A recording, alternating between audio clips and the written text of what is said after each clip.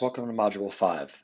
Module 5 is going to cover chapters 9 and 21 of your textbook, and this will be going over photography in late 18th and 19th centuries.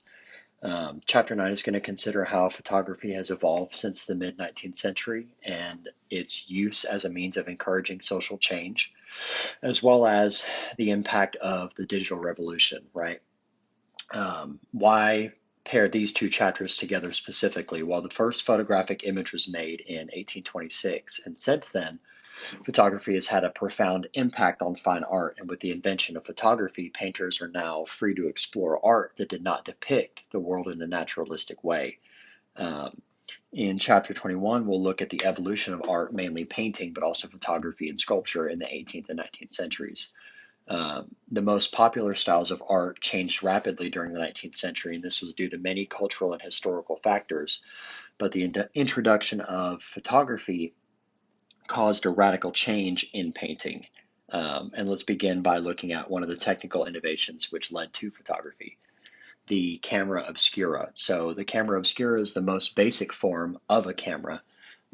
It's generally a room or a box with a small hole in one wall, and when all other light is blocked out, an inverted image of the outside world is projected onto the opposite wall. And camera obscura literally means dark chamber, right? The concept itself preceded the first photographic image by more than 300 years. Um, and this is essentially sunlight that's reflecting through that small hole, inverting the image what was outside. And here's an example of what that looks like. So in 1000 CE, a Muslim scientist wrote about using a camera obscura to safely view a solar eclipse. A tabletop version of the camera obscura was used as a tool to aid drawing and developed a lens and angled mirror for ease of tracing. And what was lacking, right? A means of a permanent image. So this example, Morel has created camera obscuras all over the world, setting up his tripod-mounted camera out inside a darkened room to record mesmerizing optical events. And this was quoted from the High Museum. We know that Morel uses modern digital technology to make a photograph of the spaces he creates, but how are photographic images first recorded? And this leads us to chemical development. So scientists discovered that certain chemicals were sensitive to light. And in 1826, the first vague photographic image was made by Nietzsche. I'm sure I'm saying that wrong. Nietzsche. Um, this was a sensitized pewter plate exposed to light for 8 hours. And during that next decade, painter Louis-Jacques Monde Daguerre, and we'll see, which is also known as the daguerreotype, he improved upon that chemical process and produced some of the first acceptable photographs, and these are also known as daguerreotypes. So what is a daguerreotype, right? Some of the first satisfactory permanent photographic images, and these are unique positives on ionized silver plates, and they required an extremely long exposure time. So if you're at all familiar with traditional film photography, you know that a camera produces negatives from which any number of prints can be made. A daguerreotype produces one unique positive image, and these photographs are made directly on a metal plate rather than printed and cannot be duplicated. Daguerre's work was published in 1839, which is now widely known as the date of the invention of photography itself. So looking again, chemical development, daguerreotypes. These are some of the first satisfactory photographs. They're iodized silver plates exposed to mercury vapor and then fixed by a mineral salt solution. And fixing in this context means to solidify or finalize, or if you've ever heard of something called spray fixative, it's a spray, almost like a spray paint that fixes drawing material on a surface. So like charcoal on a piece of paper or pencil, spraying spray fixative fixes that image to that paper so that it can't be wiped or scrubbed away. So back to the daguerreotypes. Only stationary objects were recorded due to long exposure times. Le Boulevard du Temple, the exposure time was about half an hour, and the first figure to appear is a man getting his shoe shine taken in 1839. And why is this important? For the first time, images of people and things could be made without the hand of a trained artist. And the first common use of photography was portrait photography. And prior to the camera, only the wealthy could afford to have those portraits made of themselves. Um, as less toxic technology was created, exposure times were shortened, photographers began to print photos on paper, and photography became more and more popular. Modern cameras, including the ones on your smartphone, still operate according to the basic idea of the camera obscura. So the lens collects light, the image sensor itself collects the image upside down, and then in traditional darkroom photography, the sensor was either a chemically treated plate or a chemical film. The sensor in digital cameras converts light into an electric charge, and then that data is then converted into an image. Um, some people may imagine that photographers simply push a button, but that's not the case. Photographers make three important adjustments to the camera settings, which is how they control the quality of their photographs. And these three settings are focal length, aperture, and shutter speed. So focal length is the distance between the lens and the sensor, and this is basically how a photographer zooms in and out. Um, then you have aperture, which is also known as f-stop, and this is the ratio of focal length to the size of the opening of the shutter. And this determines how much light is let into the camera, and also determines what's called a depth of field. And a depth of field is how much of the photograph is in focus, which is the difference between a photograph in which everything is in focus and a photo in which either the background or foreground is blurry or indistinct. And then lastly, we have shutter speed, which determines the brightness of the resulting photo, and a slow shutter speed risks being blurry. So the public was initially reluctant to accept photography as art because there was such a reliance on mechanical device. Today, most people agree that a camera is a vehicle for creative expression. In regards to portrait photography, when photography was first introduced, a painting was a great influence on photographers. And many art photographers tried to produce effects that made their photos look similar to paintings. Cameron, this is a portrait photograph by Cameron, one of the first portrait photographers to actually be regarded as an artist. Um, this specific example shows posed children off center. Um, there's careful exposure, there's soft blurry focus, and we can see her concern with composition. Um, she's placed the children off to one side, and they're balanced by the light and value and the diagonal orientation of the umbrella. And she's also referencing popular literature in the title, Poses and Atmosphere of the Work. And the content, there's content here, not just a straightforward portrait, right? So Alfred Stieglitz he was an early crusader in the movement to legitimize photography as a fine art. This is shown at a photography gallery in New York City in 1905. Magazine Camera Work published photography alongside art essays, and these are things where photography was showing influences from paintings, right? This specific one, Spring Showers, Stieglitz was also known for his use of abstraction, which was being practiced by avant-garde painters and sculptors in the early 20th century. And this was another reason why his work helped establish photography as a fine art medium. So Henri Cartier-Bresson, Place de Europe, behind the Gare Saint-Lazare, Paris, drama and parallelism of the man jumping like a dancer in the poster behind him. This captured decisive moments in his work, and he was a practitioner of straight photography. And even in the early days of photography, artists could manipulate change in their images through darkroom manipulation. But what straight photography means is that he never edited his images and even objected to having them cropped. And he was interested in the truthfulness of photography. So we have people that are out here manipulating images in the darkroom, and then there's people that are using photography as an art form to capture things in real life in an artistic way, where he's taking the time to lay out these objects and these images, and he's got this man jumping over the water to create this like reflection in the water. and none of it's been edited or manipulated in any way. And he said that, to me, photography is the simultaneous recognition in a fraction of a second of the significance of an event, as well as of a precise organization of forms which give that event its proper expression. And he's expressing his view on what is required to make a good photograph, which is the ability to recognize a dynamic composition as well as the ability to react instantly at just the right time, which essentially is saying that a photographer has to possess an artistic eye, giving validity to photography as an artistic practice.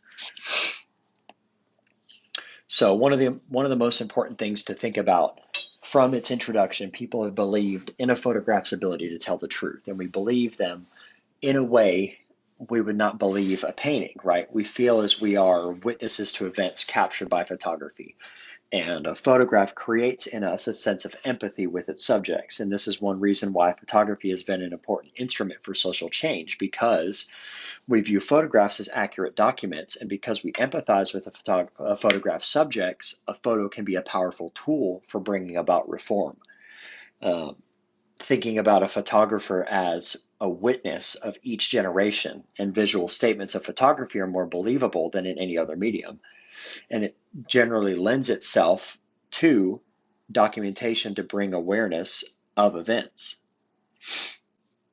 So Jacob Riis was an early leader of photography for social change, and he photographed people living in poverty in the late 19th century. When photos like this one, 5 Cents a Spot, were published, they drew public attention to which led to stricter housing codes and better work safety laws. Um, this vivid image was made possible by newly invented flash photography.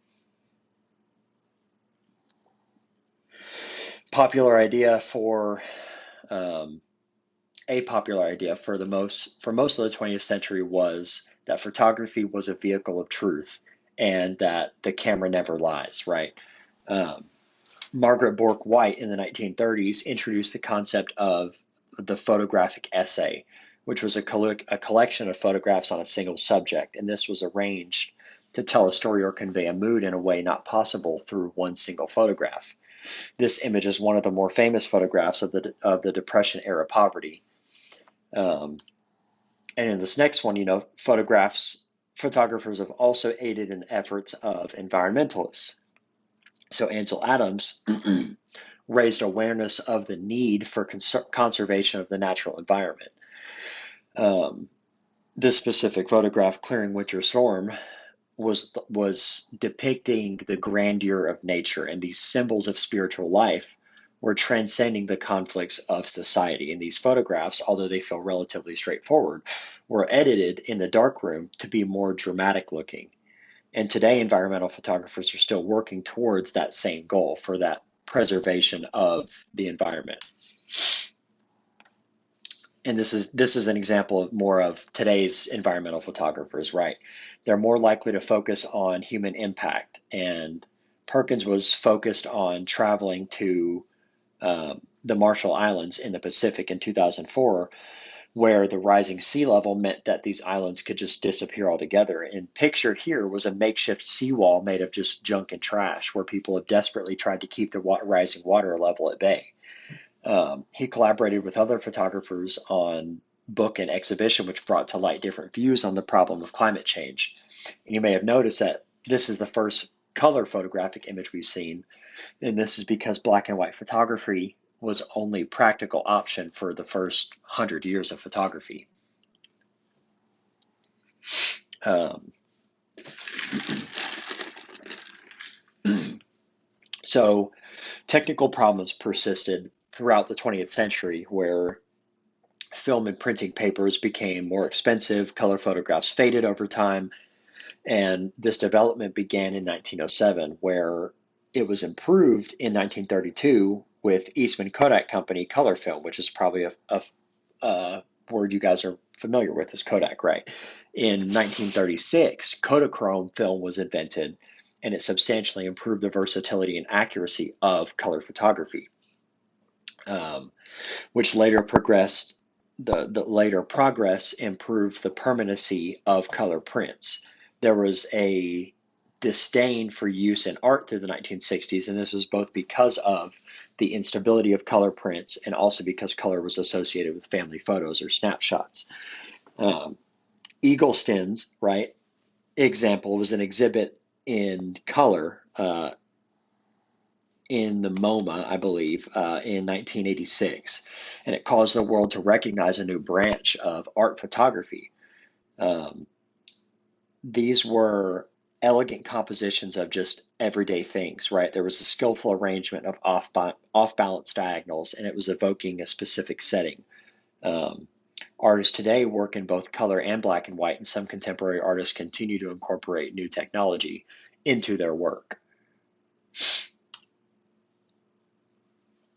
So Trevor Paglen was highlighting contemporary questions about government secrecy, and he was interested in the idea of observing the entities whose job is to observe us. So, as an example, this is a photograph of Cactus Flat, a secret military installation where controllers were piloting military drones. The process called limit telephotography, Paglen was using equipment meant to photograph our outer space to photograph top secret sites, which he is technically not allowed to visit, right? And he was getting as close as he could to the installations as legally allowed. And the results are blurry, but they're still better than the naked eye. So another one similar to the previous one was where he was highlighting those contemporary questions about government secrecy.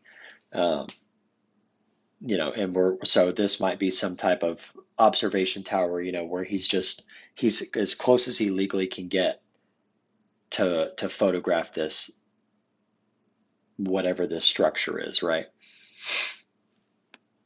So like Trevor Paglen, who we just looked at, many contemporary photographers used digital tools rather than more traditional photographic methods. So chemical photographic negative was beginning to go out of style, and translating information from the lens into digital files, which can be altered easily through photo manipulation software. The vehicle of truth was no longer true of photography, where the specialness of photographs began to reduce because of the digital nature and the ability to edit and manipulate photographs. Um, Jeff Wall's Boy Fall from Tree was vividly real, but they were staged photographs, and the pictures blown up to maximum size were about 8 by 10 inches.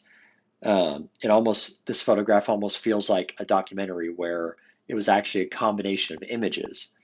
Um, and even though it was heavily manipulated, it still feels seamless, and we might wonder if it had even been edited at all. So James Welling was on the opposite side of this, where he was explicitly maximizing the editing potential of software, and he began his career using film, but embraced this new technology. Um, this was a series of layered photographs of modern dance companies, landscapes, government buildings, all oversaturated in color and then mixed together in Adobe Photoshop. Um, Now that we've looked at some of the history of photography from its invention to in 1839 to modern day, let's backtrack to where we left off in the last lecture. So you'll probably remember this image. It's a painting in the French Rococo style, which came about in the mid 1700s. These works were decorative. They tended to explore more frivolous subject matter. This was, depicting the luxurious French aristocrats, in which we see represented in this painting, ended with the onset of the French Revolution in 1789. Um, what we call the modern age was launched by these three revolutions: the Industrial, the American, and the French Revolution. During this time, values were changing along with technology, and people were more exposed to different cultures.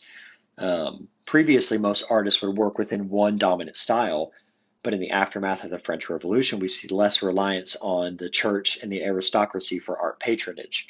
And what this means is that it's leading artists to developing a variety of styles simultaneously, known as stylistic pluralism.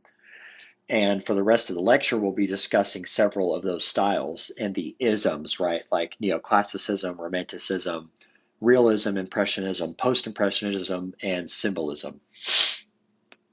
So to start, neoclassicism. In the wake of the French Revolution, we see artistic tastes start to change. Comparing this to the Rococo style, David and the Oath of the Herati was an austere style, right? David believed that the arts should serve a beneficial social role, and he rejected what he saw as the frivolous immorality of the Rococo style. Um, this specific painting was a story of virtue and readiness to die for liberty. It has almost like a structural quality of the figures. The women were overcome and unable to participate. Reflects belief. This reflects belief of the time that women were unfit for the public life, and women were banned from the art academy classes where unclothed models were used. So looking at neoclassicism, it was an emulation of classical and Greek and Roman art in an effort to represent non-hereditary government or the republic. And the style itself was pioneered by David. And so, although we see in the Oath of the Herati that women were not welcome to participate in public life, neoclassical artist Angelica Kauffman nevertheless overcame those obstacles and became a successful painter. And as in many careers at the time, most women were excluded from becoming professional artists. They were banned from the academy. Kauffman had an advantage, however, that she was trained by her father, who was an artist, right?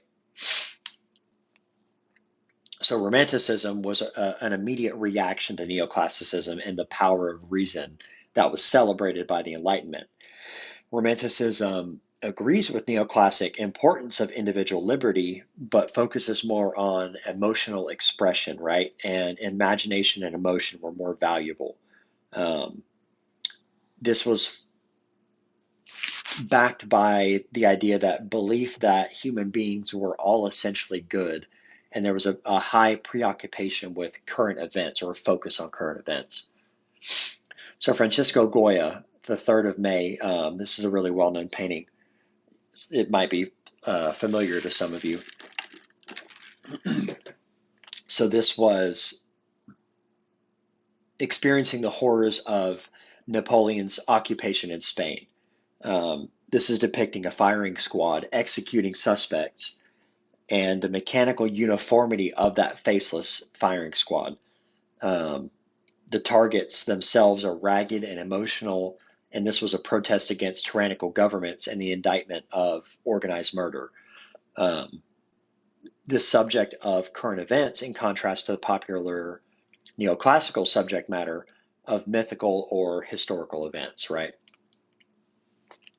So another romantic artist who dealt with current events in an emotional way was, we just say J.M.W. Turner. It's just easier than saying all those words. So J.M.W. Turner was the burning of the houses of Lords and Commons. So this captures disastrous fire in Parliament only months before, right? It was loose, expressive brushwork, almost as if it was like painted in a storm of passion. And this introduced distortions and exaggerations, and the flames didn't go as high as depicted, right? Turner straightened the river to achieve a wide horizon, and there was an emphasis on feeling rather than actual geography. So this is where we kind of hear, you may have heard the term artistic liberty. So he took a great deal of artistic liberty to embellish what had actually happened.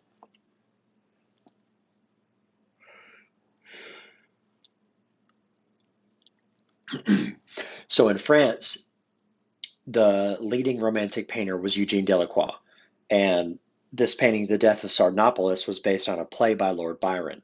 Um, the title character takes poison and orders favorite possessions to be destroyed before him. The diagonal composition with chiaroscuro, recalling what we learned about in the Baroque period, was in contrast to the cool precision of neoclassicism. And this painting itself is considered to be very painterly.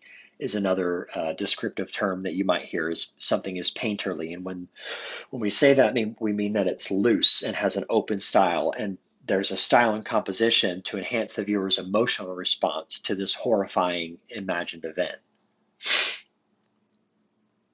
Many Romantic painters gravitated towards landscape as a subject as well. And remember that the Romantics viewed nature as more pure than civilization. Um, the photographs by Timothy O'Sullivan, they share some of the similarities with Romantic landscape paintings, but photos including this one were meant to serve a documentary purpose, right? Technically, they were cumbersome and toxic in early phases, but O'Sullivan carried around a portable darkroom in the back of a small covered wagon, complete with those toxic chemicals. And this presented practical challenges in barren regions of the Western wilderness. Um, these cameras were basically freeing painters from the role of narrator and illustrator, and the medium also influenced the next major stylistic development known as realism. So realism is what it sounds like. It's a style depicting the ordinary without idealism, exoticism, or nostalgia. It was a reaction to neoclassicism and romanticism. Um, and in academic art, the tradition-minded works that follow the formulas laid down by an academy or school. Um, the French Academy's Salon was an annual exhibition in the 19th century and the only way an artist might become known during that time. So the Academy essentially controlled what kind of art could be made, and if they didn't accept an artist's work into the Salon, that artist could not be successful. And by the middle of the century, neoclassicism and Romanticism had basically become the government-sponsored styles of art. So Courbet revived realism with new vigor, right? He was direct, he had a painterly technique, and his works were meant to dignify common people in ordinary life. Um, this one specifically, The Stonebreakers, was depicting ordinary road workers. There was no dramatization of struggle. Um, Courbet received a lot of accusations, raising what was known as like a cult of ugliness. They called his paintings inartistic and socialistic, um, and critics often said that realism was the enemy of art, and they blamed photography for the disaster of realism. Um, and this led Courbet to set up his own exhibitions, and he was one of the first to complete his paintings outdoors instead of inside of a studio. Um, and this was made possible by portable paint tubes. So, also taking a look at realism in America, on the left was Jean-Leon Gérômes, an unofficially sanctioned artist. He was a teacher of Thomas Eakins. Um, this specific piece itself was a story from mythology executed with academic controlled fashion, right? It was idealized, the figures were romanticized, there was a sentimentality and a smooth finish, there was mild eroticism. And on the right was Eakins, right?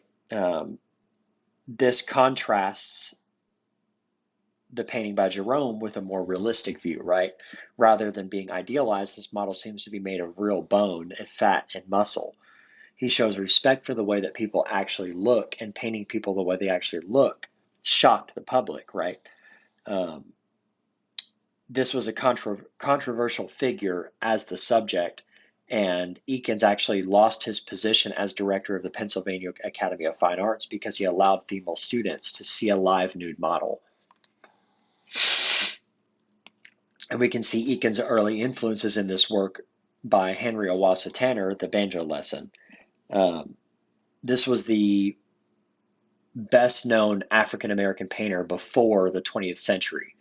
And he studied with Eakins in Philadelphia, but later moved to France where he experienced less prejudice because of his race.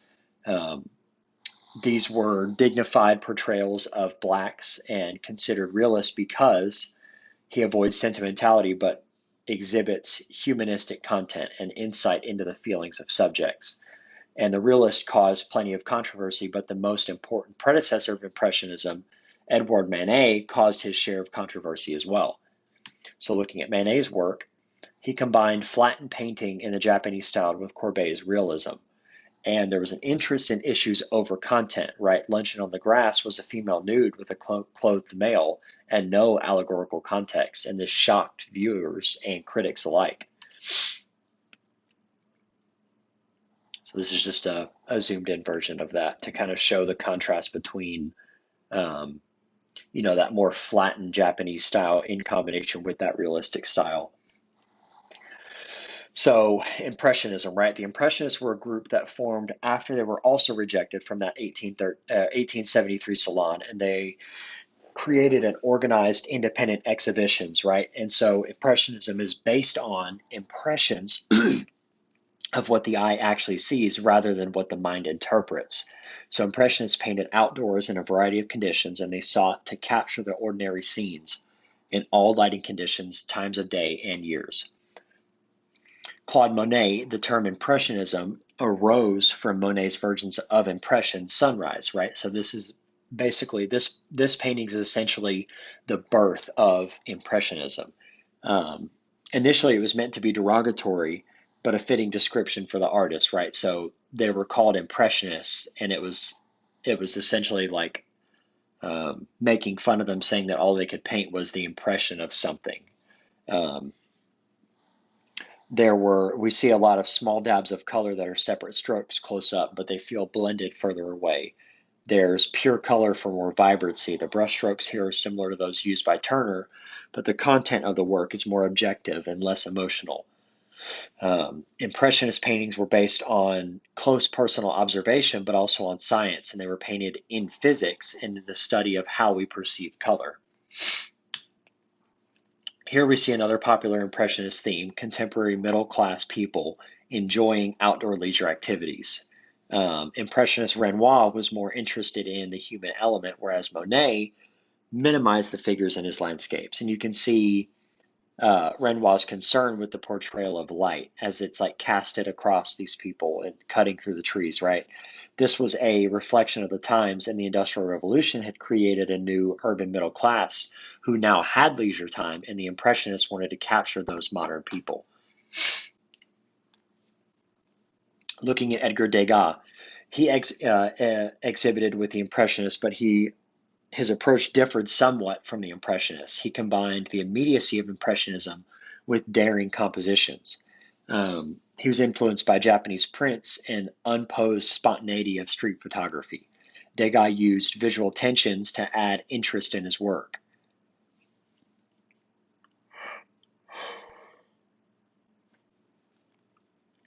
Looking at Marie Cassatt, an American impressionist, she was a friend of Degas and who was also highly influenced by Japanese prints. Born in Philadelphia, she befriended Manet and Degas in Paris, and this specific painting, Boating Party, shows the subtle feminist content, right? Where this woman is being unusually assertive by hiring a man to take her and her child out on the water, which was really uncommon and unknown at the time, right? Um, and she exhibited with the Impressionists 4 times, and specialty became painting modern women in their own situations, and she painted indoor scenes more often than the other Impressionists. Um, so this specific one, Young Mother Sewing, it wasn't sentimental and it didn't idealize motherhood. It was just a woman in her natural space doing her own natural thing. Looking at Rodin, contemporary to Impressionists, Rodin was an innovative in sculpture as the Impressionists were in painting, right? He used Michelangelo's unfinished pieces as inspiration for rough finishes, right? The media was like plaster and clay. Um, we've probably all heard or seen this. This is the thinker, right? Um, his work reestablished sculpture as a vehicle for personal expression. Looking at post-impressionism, this refers to the trends in painting following impressionism, which started about 1885, right? It didn't share a single style, and it was built on or reacted to impressionism, but in different ways. And even though the Impressionists disbanded after their 8th exhibition, their work was immensely influential. Um, and some post-impressionists went towards cleaner formal organization, and others moved towards a greater personal expression. So we'll see George Seurat. Um, this was one of the artists who was more interested in a formal organization. Sunday on Le Grand Jatte, right? How it's different from Impressionism, it wasn't an image of a fleeting moment. The artist made a lot of studies and completed this painting in his studio. And divisionism, also known as pointillism, which is a term you may have heard, is essentially the optical color mixture achieved by controlled dots of color and mixed when our eyes see it. And so he studied the principles of color optics, which were being formulated currently in that time. So, like Seurat, Paul Cézanne sought to achieve strength in the formal structure of his paintings and intended to make Impressionism solid and enduring, similar to museum art. Cézanne ultimately abandoned linear perspective, which had been an accepted way of creating a convincing space since the Renaissance. The planar structures of the subject seem to be in terms of color modulation, and this gives us, the impression of air and depth through color use. It almost feels like they are geometric planes and masses colliding, right? There's a rhythm of parallel brushstrokes. So Vincent van Gogh, I'm sure everyone listening to this is familiar with Van Gogh, right? He was a post-impressionist whose work took on more expressive qualities, right? So less, um, you know, constructed as the other two, more expressive. And like Degas and Cassat, Van Gogh was also inspired by the graphic compositions found in Japanese printmaking. So this specific piece, the Sower, was bold, had simplified shapes, there were flat areas of color, and the strength of that tree trunk is balancing the sun and the movement of the sower from the left to the right. He was also interested in sharing personal feelings and insights, and The Starry Night was showing powerful symbolism of these tremendous cosmic forces in the sky. And the church's spire echoes in those cypress trees, which are symbolic of eternal life and the small scale of human life compared with the bigness of nature. There was visual rhythm created by linear swirling brushstrokes, and Van Gogh has done more than copy a scene from his window. He's painting in a way to show something about his own internal experience. Um, he painted from a mental asylum in a moment of clarity, right? So another form of personal expression following the Impressionism was Henri de Toulouse-Lautrec, right, at the Moulin Rouge. This showed unusual angles and cropping. There was a composition that was influenced by Degas' paintings.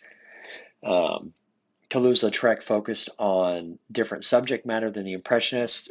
Rather than happy people during the day, he focused on more of the nightlife, right?